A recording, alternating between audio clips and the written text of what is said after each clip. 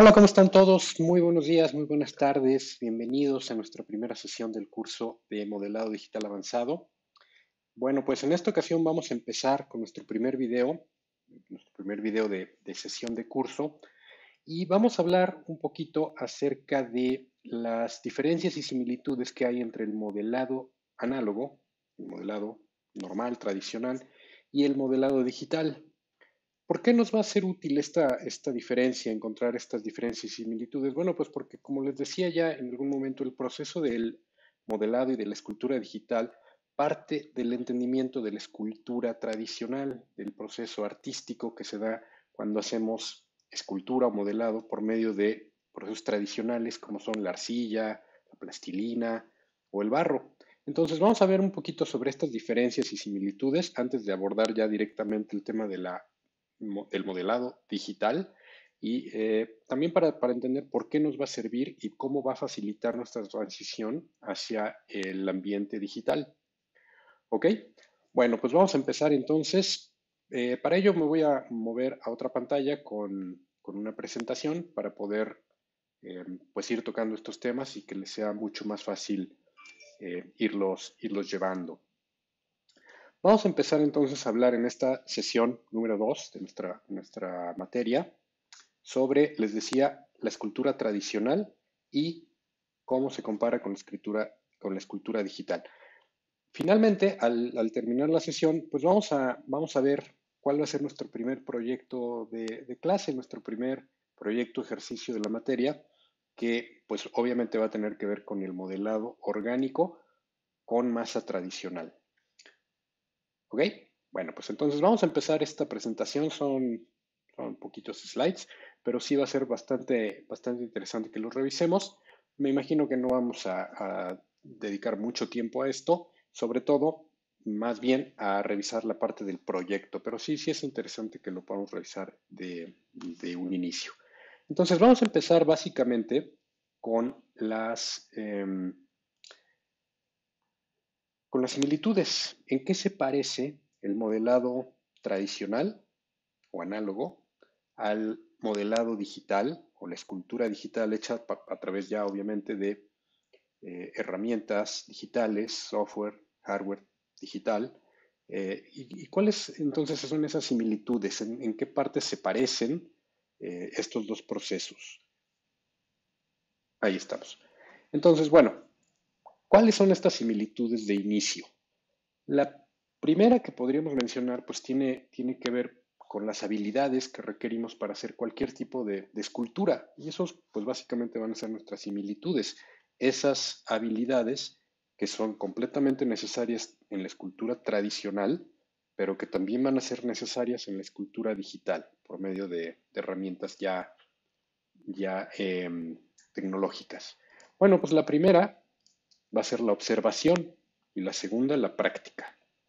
En los dos casos, en los dos modelos de escultura, necesitamos mucha observación, ser muy observadores para entender perfectamente el objeto que queremos reproducir. Mucha de la escultura es básicamente la reproducción de algo que ya conocemos, pero a diferencia del dibujo, en donde la reproducción es bidimensional, pues en la escultura la reproducción es tridimensional.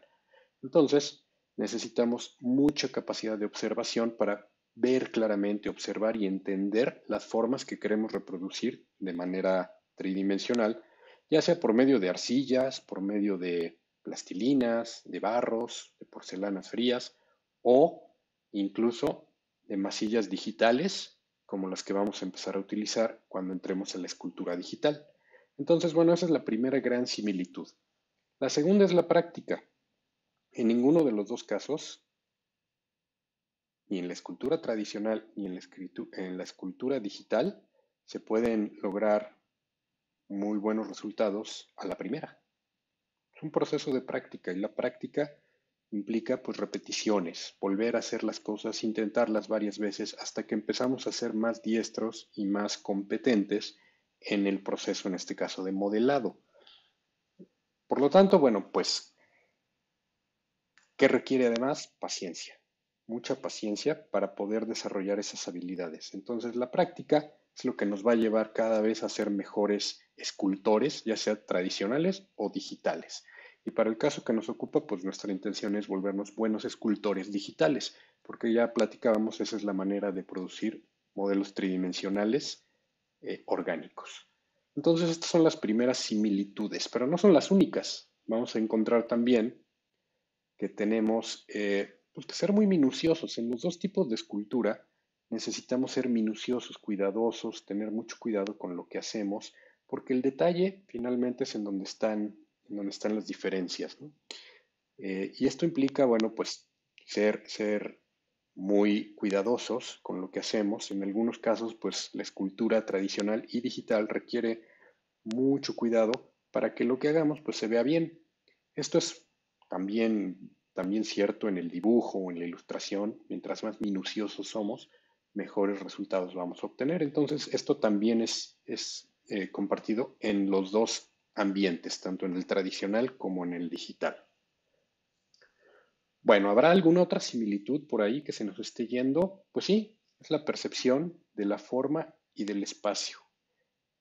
En los dos ambientes necesitamos entender de manera muy profunda la forma y el espacio y cómo interactúa la forma y el espacio. Y esto obviamente tiene que ver con las tres dimensiones de la escultura. A diferencia del dibujo, tenemos ahora que manejar tres dimensiones. Y esto se hace desde la escultura tradicional, en donde también se manejan las tres dimensiones.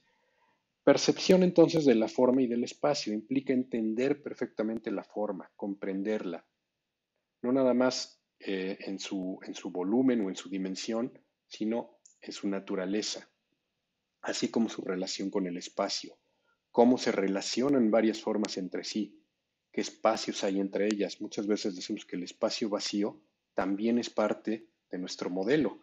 Y es cierto, así como la hoja blanca también es parte de una ilustración o el espacio en blanco también es parte de un dibujo, pues el espacio vacío también es parte de nuestra escultura, de nuestra pieza, ya sea digital o análoga. Entonces es importante entender, comprender adecuadamente la forma y el espacio. Ahorita vamos a ver cómo podemos mejorar esta habilidad.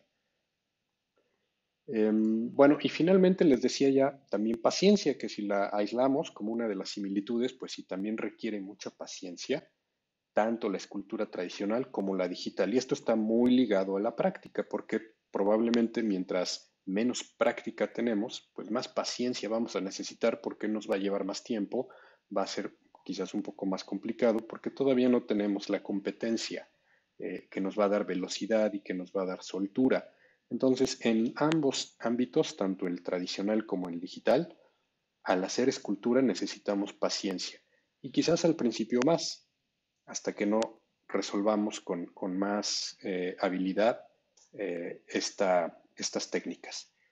Esas son básicamente nuestras similitudes y ahora vamos a hablar de las diferencias. ¿En qué son diferentes la escultura tradicional y la escultura digital? Si se dieron cuenta, son bastantes las similitudes, entonces vale la pena tener este listado de cuáles son ahora las diferencias, pues también para entender esta parte de una y de otra. Vamos a empezar con la primera diferencia, tiene que ver con la experiencia sensorial. Ahorita vamos a hablar un poquito más de ella, primero déjenme listárselas y ya después hablaremos de cada una de ellas a manera un poco más particular. La segunda diferencia es la tecnología, obviamente. En una utilizamos gran cantidad de artefactos tecnológicos, desde tabletas, programas, software, hardware, lápices digitales, etcétera. Y en la otra usamos pues las manos y si acaso algunas herramientas mecánicas para trabajar las arcillas y las masas. Entonces sí, obviamente la tecnología cambia y es muy distinta entre una y otra, aunque bueno, curiosamente el propósito va a ser el mismo, generar esculturas, en este caso orgánicas, en cualquiera de los dos ambientes. Y hay una diferencia adicional importante que vamos a ver también, que es, les decía ya, la percepción de la forma y el espacio. Entonces dirán, bueno, pues no, que esto era una similitud. Sí, pero también es una diferencia, porque el espacio tridimensional se percibe de forma distinta en la escultura tradicional que en la escultura digital. Entonces, aun cuando es parte de una similitud. En los dos modelos es importante la percepción de la forma y el espacio, sí se interpretan de maneras diferentes en el ámbito tradicional que en el ámbito digital. Esto ustedes seguramente ya lo han notado, ya lo entienden, ya lo conocen, porque ya tienen cierta experiencia con algún software de modelado tridimensional, aunque no sea orgánico, pero finalmente es ya formas dentro de un espacio digital, dentro de un espacio virtual. Y esa es la diferencia en cuanto a la escultura tradicional, que estamos lidiando con un espacio virtual, a diferencia de un espacio físico real en la escultura tradicional. Vamos a hablar un poquito entonces más de estas diferencias para ver exactamente cómo las podemos entender todavía mejor. Y vamos a empezar con la experiencia sensorial. No es el único ámbito en el que tenemos diferencias en cuanto a experiencia sensorial cuando hablamos de lo digital contra lo tradicional o de lo digital contra lo análogo. Por ejemplo, tenemos este mismo asunto en la lectura. Hay una experiencia sensorial distinta en la lectura análoga y en la lectura digital. Como todos ustedes saben, pues no es lo mismo leer un libro físicamente, tomar el libro, pasar las hojas en un libro real físico contra un libro digital, que si bien intenta eh, crear una experiencia similar por medio de, por ejemplo, aquí lo estamos viendo, el paso de una hoja a otra, la experiencia la intenta replicar, es un intento por reproducir la experiencia análoga, finalmente son diferentes. No quiere decir que una sea mejor que otra, simplemente son diferentes. Las experiencias sensoriales cambian cuando estamos en lo análogo y cuando estamos en lo digital. Este modelo quizás sea bastante evidente. Pues sí, es obvio que es distinto leer un libro físico, un libro como tal de hojas de papel y un libro digital. Vamos a hablar un poquito más ya sobre la escultura, en este caso sobre la experiencia sensorial. Les repito que esto no es nada más para la escultura. Tenemos otro ejemplo, el caso de la ilustración, pues también hay una experiencia sensorial distinta en la ilustración análoga y en la ilustración digital, que sería el equivalente al 2D. Estamos hablando aquí pues, de producción de contenidos bidimensionales en el dibujo o la ilustración y tridimensionales en el modelado eh, y en la escultura digital. Tomando otra vez el ejemplo de la ilustración, pues también tenemos una experiencia sensorial diferente, aun cuando los programas de ilustración intentan reproducir fielmente la tinta, el papel, la textura, incluso la humedad de los pigmentos, etcétera. Finalmente la experiencia sigue siendo diferente. Ya ustedes lo experimentaron seguramente en clases anteriores. Bueno, entonces, hablando ya específicamente de la experiencia sensorial en el modelado, bueno, digamos que en la lectura, pues es una experiencia basada en la vista, ¿no? Vemos las hojas de papel y vemos las hojas digitales o la pantalla digital y de cierta manera también tocamos el libro y tocamos el dispositivo, pues experiencia también táctil. En lo análogo, pues más o menos similar, tenemos obviamente la vista. En ambas experiencias el sentido de la vista es importante, tanto en la ilustración como en la lectura, y tanto en el análogo como en el digital. Y a lo mejor fuera de eso, pues es básicamente la vista y quizás un poquito el tacto al tomar el papel y el lápiz o la pluma que estamos trabajando. ¿Qué pasa entonces en el modelado, en la experiencia de modelado análogo versus digital en cuanto a experiencia sensorial? Bueno, obviamente tenemos también la vista, que la ocupamos como sentido en ambos contextos, tanto en el análogo como en el digital. La vista es uno de los sentidos más importantes. Vemos las piezas que estamos haciendo y las entendemos tridimensionalmente a través de nuestra vista. Pero no es el único sentido que utilizamos cuando estamos hablando de modelado, sobre todo como experiencia sensorial. Tenemos también el sentido del tacto.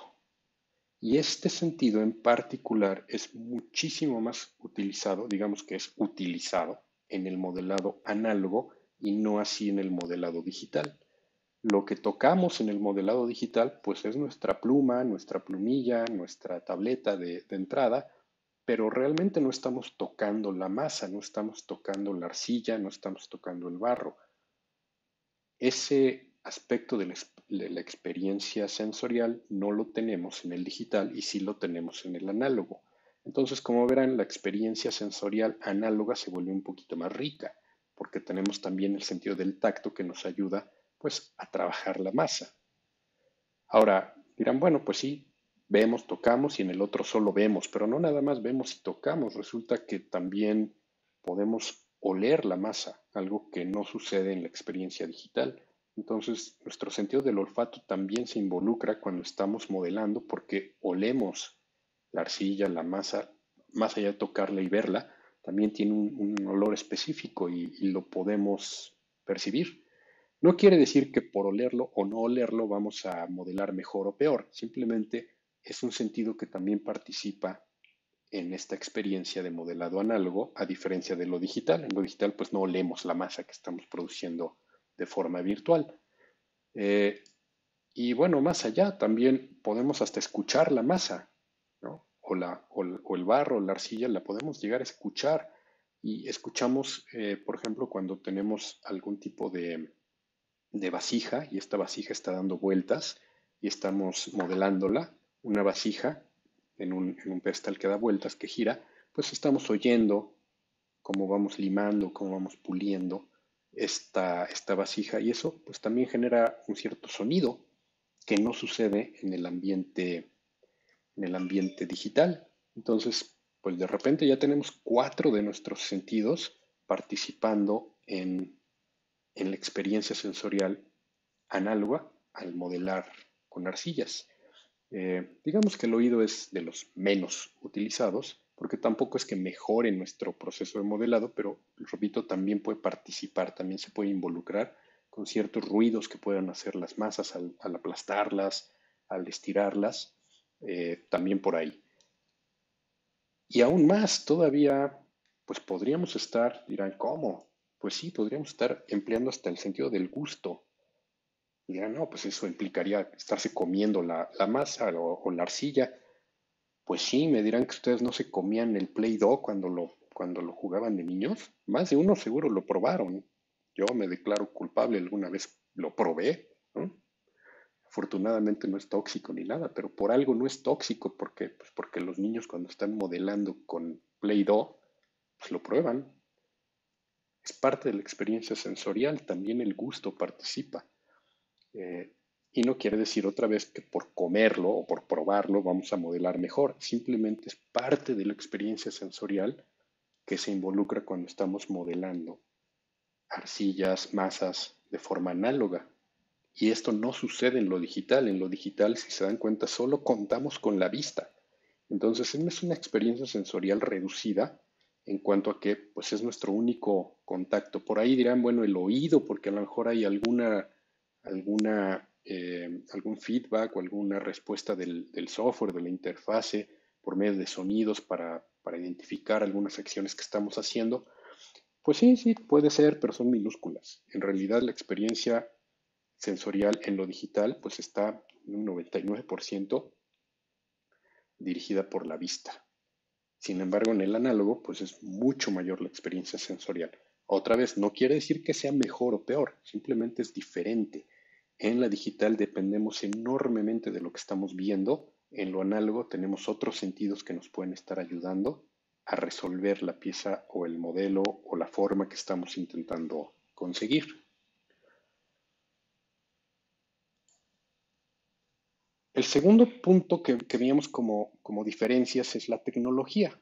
Y aquí, bueno, obviamente hay herramientas distintas cuando hablamos del ámbito tradicional y cuando hablamos del ámbito digital. Entre las herramientas tradicionales, y estoy hablando de escultura básica de formato pequeño, no estamos hablando de grandes estatuas ni de esculturas monumentales de bronce o cosas por el estilo, no, hablamos de masas, de masillas, de plastilinas que podemos moldear, que eso es más que una escultura, un modelado digital y un modelado análogo. Bueno, para esos modelados, para esos dos tipos de modelos, en el análogo pues usamos básicamente gubias o herramientas de raspado, de pulido, de, de perforación, que pueden ser elaboradas o tan elaboradas como se necesite, pero básicamente son herramientas manuales, son palitos, son palitas, son cuchillitos, eh, punzones, etcétera, que nos van a ayudar pues a moldear nuestra masa más allá de lo que nuestros dedos puedan hacerlo, ¿no? Y esas son nuestras herramientas básicamente, y tendríamos esponjas, y tendríamos a lo mejor lijas, y tendríamos algunos otros aditamentos que nos pueden ayudar, pero básicamente pues nuestra caja de herramientas pues se limita a estas herramientitas más manuales, ¿no? Sin embargo, en cuanto a la tecnología digital, pues ahí tenemos todo tipo de herramientas que pues no existen en lo análogo. Tenemos herramientas para inflar nuestras masas, para desinflar nuestras masas, para torcer las masas, para girar las masas, para espejear las masas, para duplicar las masas o para hacer básicamente lo que queramos con las masas de forma digital, porque pues básicamente estamos lidiando con píxeles y con geometrías completamente virtuales y podemos hacer con ellas pues lo que queramos. Entonces la cantidad de herramientas digitales que hay para modelado pues es enorme. Y aquí solo este es un muy breve ejemplo de algunos de los programas de modelado digital y todas las opciones que tienen, que estaría de más ahorita comentarles exactamente cuántas son o cuáles son algunas de estas posibilidades. Ya les di un breve listado de cosas que se pueden hacer en lo digital y que probablemente no se pueden hacer en lo análogo. Algo tan sencillo como inflar la masa. La necesito un poquito más grande, pues la aplico una función de inflado y pues ya se infla como un globo. Bueno, eso con una masa tradicional pues no se puede, hay que agregarle más material o hay que ver cómo se crece el volumen, pero pues no es tan fácil como simplemente aplicar una función de inflado o de torcido o de espejeo, etcétera. Entonces, bueno, sí, la tecnología digital y las herramientas digitales en este sentido son muy poderosas. ¿Ok? Y esa es una diferencia también que vamos a encontrar. Y finalmente regresamos a este punto de la percepción de la forma y el espacio. ¿Por qué es importante poder percibir la forma y el espacio?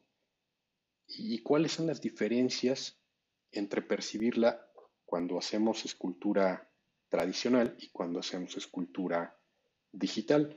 Bueno, permítanme ponerles aquí un video muy cortito, unos 35 segundos, de por qué es importante, cuál sería la diferencia entre nuestra percepción de la forma y el espacio cuando tenemos acceso al objeto y cuando no, cuando lo podemos tocar y sentir con nuestros sentidos completos, vista, tacto, etcétera, y cuando no, cuando solamente contamos con la vista para poder percibir forma y espacio. Entonces les pongo este video y ahorita lo platicamos.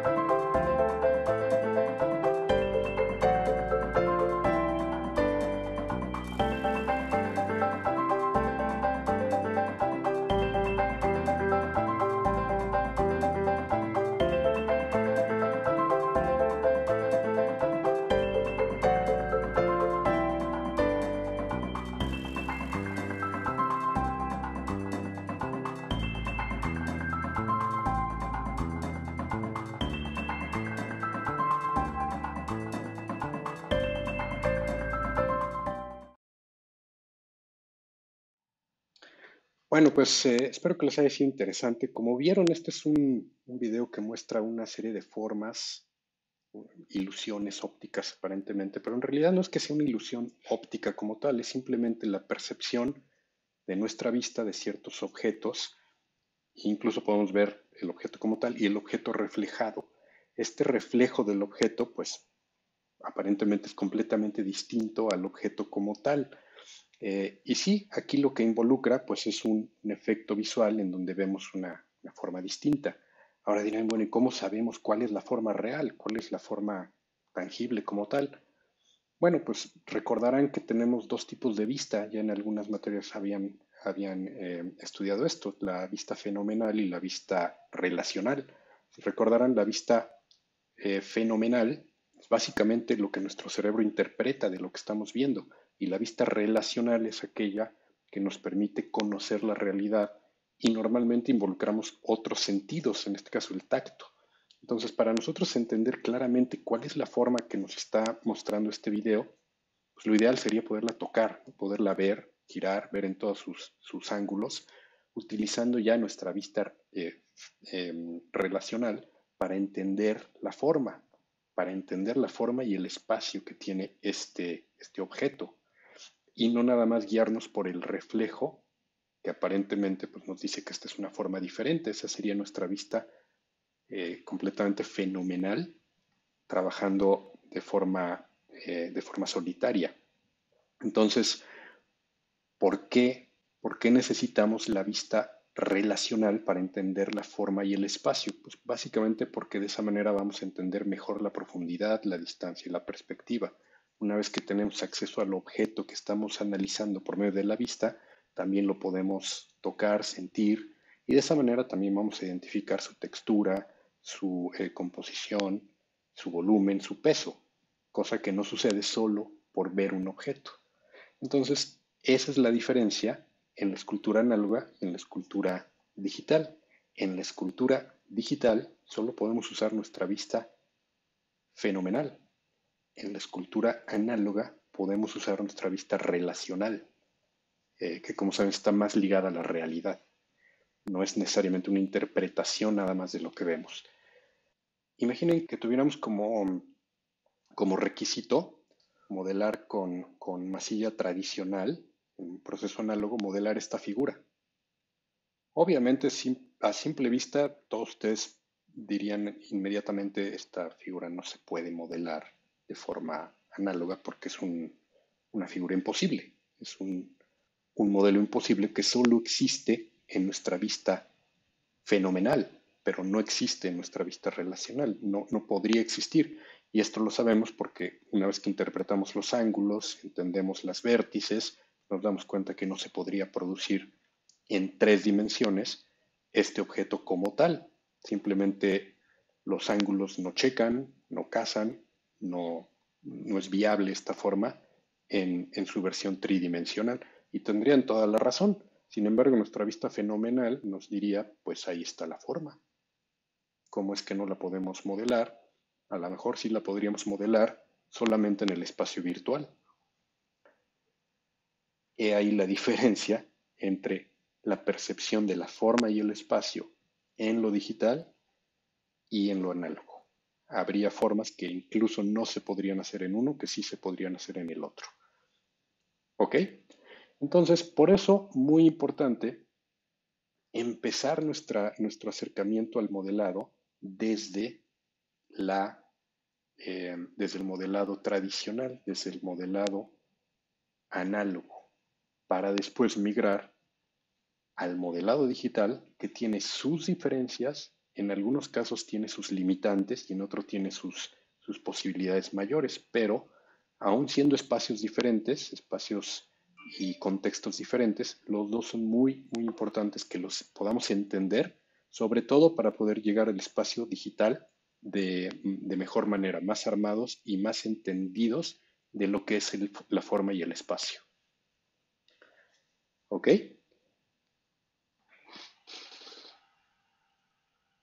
Entonces, ¿cuál sería nuestra ruta al éxito? ¿Cuál es el proceso inicial que debemos seguir para lograr el éxito en el modelado digital? Pues obviamente es empezar por el modelado análogo, por el modelado tradicional. ¿Y esto qué nos va a permitir? Bueno, de entrada, nos va a permitir modelar utilizando nuestra percepción relacional, nuestra vista relacional, que esa la utilizamos o la ocupamos de mejor manera cuando modelamos en el espacio análogo. Una vez que ponemos en uso nuestra percepción relacional, pues vamos a poder comprender mejor la forma porque estamos utilizando más sentidos, como ya vimos.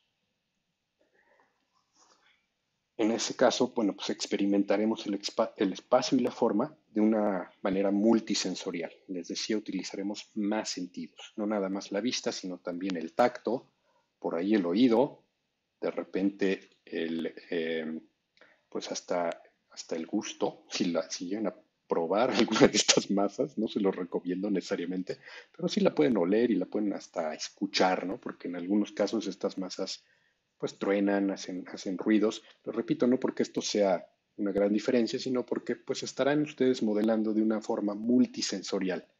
Y eso, eh, bien que mal, nos va a ayudar a transitar a un espacio de modelado más reducido y más limitado en cuanto a los sentidos que vamos a estar ocupando.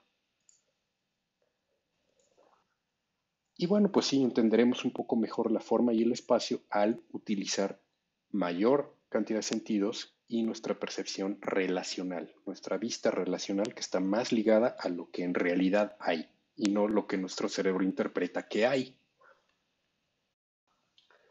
Nos podremos familiarizar con el volumen y con la naturaleza de los objetos, les decía, no solamente en cuanto a su forma, sino también en cuanto a su peso, su textura y sus dimensiones. Además del espacio, también el espacio vacío, el, el, el espacio no ocupado. Muy importante para poder después transitar al espacio digital de una manera más natural, de una manera más lógica, en donde a lo mejor vamos a tener que el uso de nuestros sentidos, porque no todos van a poder participar en el modelado digital. Sin embargo, bueno, pues ya lo habremos experimentado antes y podremos ahora ya entender un poquito mejor la forma, el volumen y el espacio. Entonces, esa es nuestra ruta hacia el éxito para poder iniciar ya un camino en el modelado eh, orgánico en el ambiente digital. Iniciar por el modelado tradicional. ¿Ok? Ahora, ¿qué significa eso? Bueno, pues eso no necesariamente significa que vamos a dedicarle mucho tiempo a hacer trabajo de masa o de arcillas, que podría ser interesante, pero no nos daría tiempo suficiente para realmente hacer muchos ejercicios con plastilinas o con arcillas, pero sí vamos a hacer al menos uno y no muy complicado, pero que nos permita, pues sí, experimentar esta parte multisensorial y que nos ayude a reflexionar sobre la forma y el espacio para entrar de manera mucho más plena al espacio digital. ¿Ok?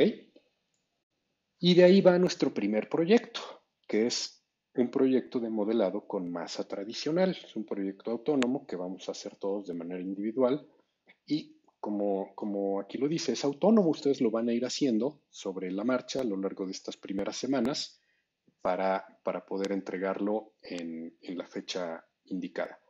Entonces, ¿cómo lo vamos a hacer? ¿Qué vamos a hacer? ¿Y cómo vamos a explorar esta parte? Realmente aquí no hay mucha técnica que explicarles. No se trata de que veamos una metodología para hacer modelado como tal tradicional o el proceso del modelado tradicional. No, es más bien simplemente, eh, digamos, ensuciarnos un poquito las manos en masa, entenderla, jugar con ella para que a través de este proceso y de este ejercicio sensorial irnos familiarizando con la forma y el espacio.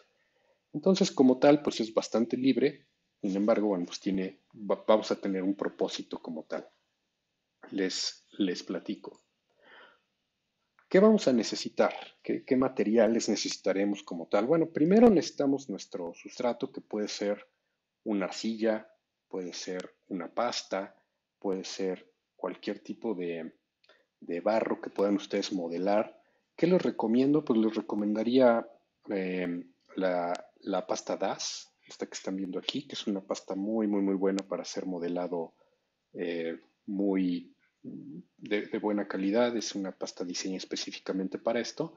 También pueden conseguir algunas barras de arcilla de colores, como estas que están viendo aquí, que las consiguen hasta por Amazon, pero estas son un poquito más lúdicas, más infantiles. Digamos que las pastas más adecuadas son esta pasta DAS o una porcelana flexible, como la que están viendo aquí en la imagen, que también puede ser una opción. Ahora, estas masas las pueden conseguir en tlapalerías, las pueden comprar incluso por Amazon. No son nada caras. Una barra de esta DAS a lo mejor les cuesta 120 pesos o una cosa por el estilo. Eh, y la porcelana flexible algo un poquito más caro porque viene un kilo completo, entonces para hacer más cantidad, pero no es nada caro. No les recomendaría plastilina infantil o plastilina estudiantil porque la plastilina no endurece, entonces iba a ser pues un modelo que no iban a poder curar, no iban a poder después decorar o pintar. Entonces sí sería conveniente masa de esta marca DAS o porcelana flexible. También el color de la masa no importa, hay blanco, hay terracota, hay hasta negra, pero la que ustedes quieran, lo ideal sería blanca para que igual en la decoración pueda funcionarles mejor, pero en realidad podría ser de otro color si quisieran. Ahora, una vez con su masa, teniendo esta masa, ¿qué más necesitan? Bueno, pues necesitarían simplemente unas gubias, que son estas herramientas para modelado. Ahora, tampoco es necesario que compren un juego de gubias. Si por ahí tienen, pues no sé, un jueguito de cubiertos pequeños o infantiles, los pueden usar. O si tienen por ahí unas palitas de plástico, no sé, palitos de comida china, todo eso les puede servir. No es necesario que compren un juego de gubias profesionales muy caras, porque solo va a ser un ejercicio y un proyecto sencillo. Si tienen a la mano, pueden conseguirlas, perfecto, pero si no, no se preocupen, tampoco son muy caras. Los juegos que están viendo aquí en pantalla también los pueden comprar por Amazon en quizás menos de 100 pesos, pero no son necesarias y se pueden sustituir por palitos, lápices, plumas, tijeras, eh, pincitas, etcétera. Cualquier herramienta que les ayude a hacer detalles que sería más difícil de hacer con los dedos es suficiente. Y fuera de eso, bueno, pues vamos a necesitar también pintura acrílica, que esto seguro ya tienen, frasquitos de acrílico de algunas otras materias les quedaron por ahí, acrílica sencilla de la estudiantil, de la básica escolar, esa pueden usar, de la marca que sea, puede ser eh, de la más barata, no hay ningún problema. Ok, esos son los materiales que necesitan y ahora simplemente pues nos queda el tema. Pues vamos a modelar algo muy sencillo, muy sencillo, una piececita muy sencilla, un personaje, de hecho, un personaje muy sencillito, y ustedes van a poder elegir el personaje que quieran de este grupo, y que seguramente son que ustedes están muy familiarizados con él, porque hasta crecieron con esto.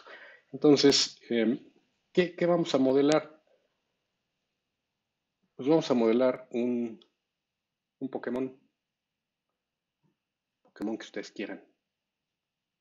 Es lo que vamos a modelar. Eh, por lo tanto, pues, ¿qué necesitan? Necesitan tener acceso a una imagen o de preferencia, pues, una figurita de un Pokémon. Puede ser el Pokémon que quieran. Yo tengo unas figuritas, que por cierto son de mi hija, ni siquiera no son mías, son de ella, me las prestó. Y pues aquí hay tres distintos personajes. Yo no sé cómo se llama pero a lo mejor ustedes lo reconocen. Eh, y bueno, pues el que ustedes quieran, el que les guste más. Es un modelo sencillo, es una pieza muy sencillita de hacer. ¿Y qué necesitamos? Pues tener a la mano, de preferencia, una figurita como esta, es el personaje, pero si no la tienen, no importa, pueden sacar fotos imágenes de internet de la figurita que quieran hacer y tratar de reproducirla con masa. No necesariamente de este tamaño, de hecho estas están muy chiquitas, ustedes la pueden hacer un poquito más grande, tampoco necesita ser enorme, puede ser un poquito más grande. Eh, y eso es lo que vamos a hacer de inicio, modelar nuestro Pokémon favorito, el que ustedes quieran. Ahora, yo sé que hay de Pokémones a Pokémones. Hay unos que son una esfera con dos puntitos y ese es el Pokémon, ¿no? Ese ya es el personaje. Bueno, ustedes decidirán el grado de dificultad del Pokémon que quieren modelar. De cualquier manera, pues sí, obviamente vamos a intentar pues, no seleccionar el Pokémon más fácil y más simple que haya, tampoco el más complicado, porque sí hay unos muy elaborados, ya más, ¿cómo le llaman? Evolucionados. Pero bueno, puede ser un Pokémon relativamente sencillo, pero interesante, que tenga cierto grado de complejidad. Ustedes determinarán con qué grado de dificultad se sienten a gusto y pues que les pueda salir lo mejor posible. Eh, Les repito, pues si logran, si tienen acceso a la figurita, pues mucho mejor, porque la van a tener a la mano para poder hacer esto que les decía, trabajar de manera multisensorial, tocándola, girándola, viéndola de distintos ángulos, ¿no? Mejor poderla ver de distintas posiciones, para poder reproducirla un poquito más grande ya con su arcilla. Pero si no la consiguen o si no tienen acceso a la figurita o a una versión tridimensional, pues no importa, con la pura imagen podemos hacer el experimento y tratar de reproducir lo más fielmente en tres dimensiones, pues lo que estamos viendo en dos dimensiones. Finalmente, la experiencia sensorial la van a obtener cuando estén modelando su propia figura. ¿Ok? Entonces, primer paso, pues elegir su Pokémon a producir al grado de dificultad que ustedes sientan más cómodos. Segundo paso, vamos a comprar nuestra arcilla, porcelana fría, masa, lo que ustedes vayan a utilizar, adquirirlo y tenerlo ya listo para trabajar. Ahora no se preocupen porque ninguna de estas arcillas requiere mayor preparación, ninguna requiere solventes, ninguna requiere curados especiales ni nada. Esta plastilina DAS que les mostré o la porcelana fría se maneja así como viene en el paquete, se moldea y se endurece sola, así como el Play-Doh. Funciona. No les recomendaría Play-Doh porque el Play-Doh es un poquito más infantil, es mucho más básico, no tiene tanta consistencia, no tiene tanto volumen, no tiene tanto peso y no se puede llegar al grado de detalle que podrían ustedes querer llegar con un personaje en donde pues, podrían hacer algunas grietas, algunos recovecos que a lo mejor con Play-Doh ya no podrían hacer. Y si recordarán, el Play-Doh tampoco se mezcla muy bien. Entonces, no es la mejor masa para trabajar ya algo un poquito más en serio. Pero bueno, pueden adquirir tipo de arcilla que les recomendaba anteriormente, o la porcelana flexible también, o la plastilina DAS, que esa sí endurece y es bastante útil. Ahora, siguiente paso, pues será identificar las formas, más bien las partes que forman la anatomía de su Pokémon, los bracitos, la cabecita, los piecitos, el moñito, como aquí, o si tiene algún tipo de herramienta o de aditamento, pues identificarlos para intentar modelarlos de forma separada. No vamos a intentar en una sola pieza o de un solo trozo de barra hacer todo el personaje al mismo tiempo. Vamos a tratar de segmentar en partes para ir haciendo, pues primero la cabeza, luego el cuerpo, quizás el tronco, luego los brazos, luego la cola, si tiene cola, o el moño. Tratar de segmentarlo para que sea más fácil hacer el personaje completo. Eh, Posteriormente, bueno, pues haríamos el, bueno, ya el modelado de cada parte, tratando de reproducir proporción y tamaño. Si bien no necesitamos que nos quede idéntico, pues al menos que tenga la misma proporción en cuanto a sus dimensiones y anatomía, y tamaño un poquito más grande si lo tienen en versión figurita, que esas son más bien pequeñas, pues el tamaño sí tratar de que sea pues a lo mejor al doble del tamaño, dos o tres veces el tamaño de la figurita pequeña, pues para que tenga un poquito más de espacio para detalle.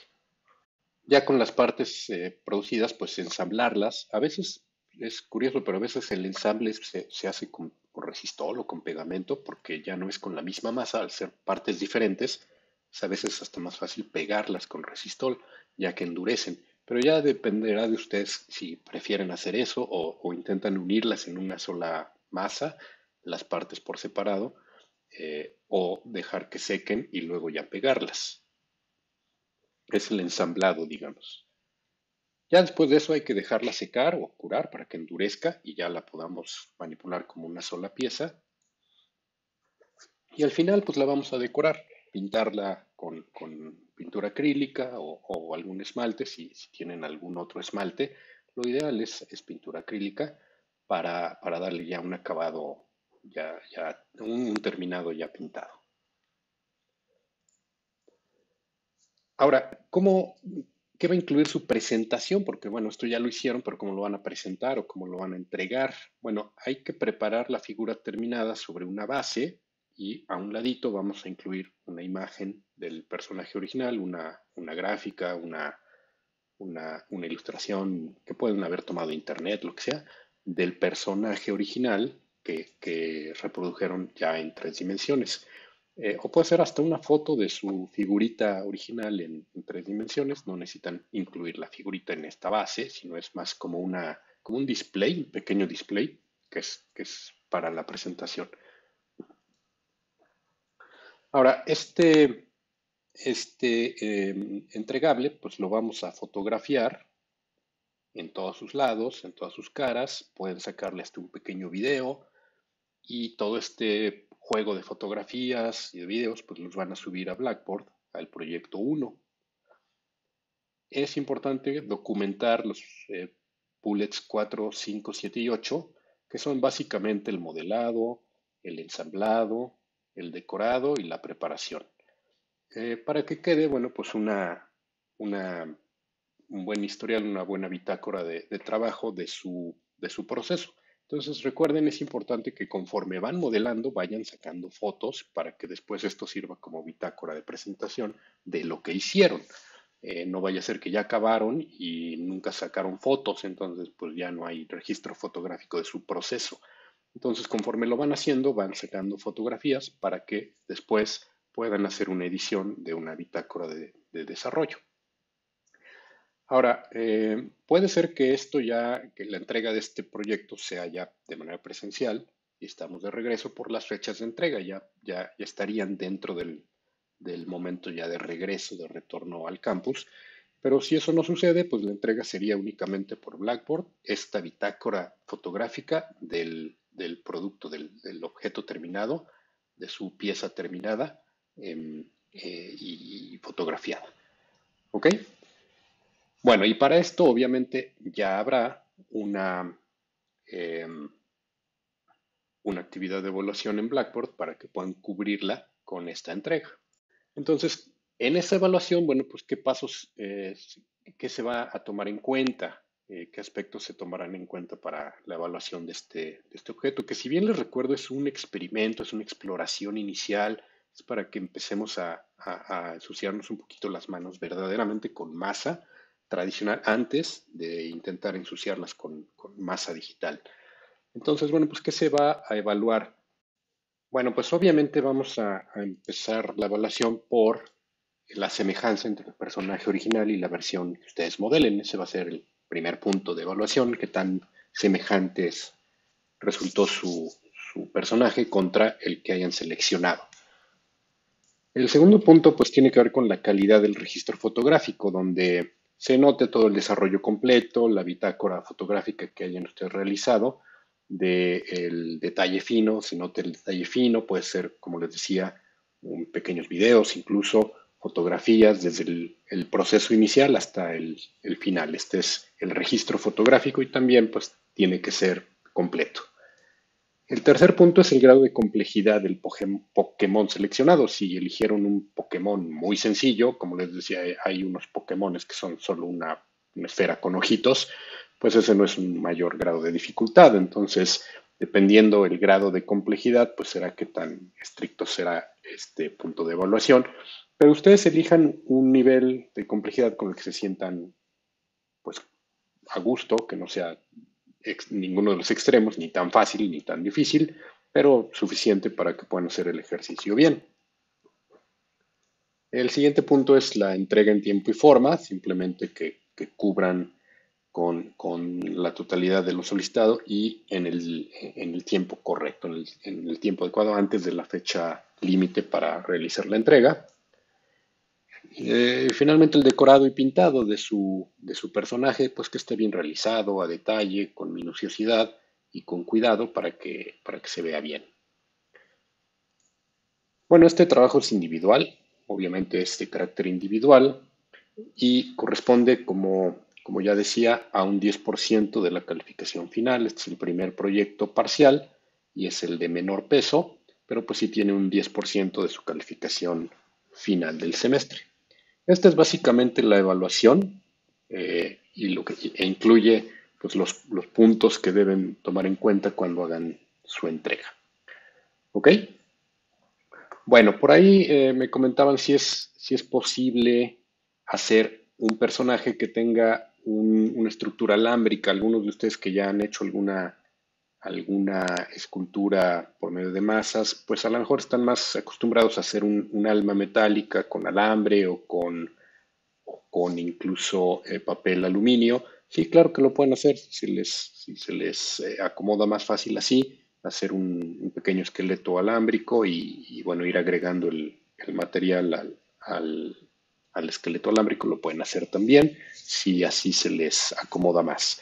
Les recuerdo que es un ejercicio introductorio para empezar a meter las manos en la masa, empezar a trabajar con el material y esto nos va a ayudar enormemente a poder transitar hacia lo digital de una forma mucho más natural y más clara, con un mejor entendimiento de la forma y del espacio.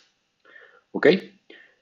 Bueno, pues entonces con eso prácticamente terminamos esta sesión que para cualquier duda que puedan tener, cualquier inquietud de este proyecto, obviamente, o de cualquier otro, cualquier parte de curso que necesiten apoyo, pues estamos en Teams en tiempo real, en las horas de clase y de manera síncrona en cualquier horario después de la clase o antes de la clase, pues para que ustedes dejen sus dudas, sus preguntas, sus inquietudes y pues intentaré responder lo más pronto posible si estamos fuera de horario de clase. Y en horario de clase recuerden que tenemos esas horas ya reservadas para cualquier interacción en tiempo real. Ok, bueno, pues ese es básicamente nuestro primer proyecto. Con esto terminamos este primer video de la primera sesión de clase como tal, ya de contenido. Y pues ya nada más me queda despedirme. Espero que les haya sido claro, que tengan muy claro qué es lo que vamos a hacer para este primer proyectito y la importancia que tiene que ver con empezar con el proceso mecánico, el proceso análogo, para poder después, de manera muy natural, cambiarnos al ambiente digital y que sea también una transición mucho más fácil para ustedes. ¿Ok? Bueno, pues entonces yo ya nada más me despido dejándoles aquí la información que pues ya conocen ustedes, que son su página web, correo electrónico, la plataforma de Teams, donde podemos interactuar, como ya les decía hace un momento. Este es el QR para poder acceder al equipo de Teams del curso. Y bueno, pues ahí estaré para cualquier duda, cualquier pregunta que quieran que les apoye a resolver.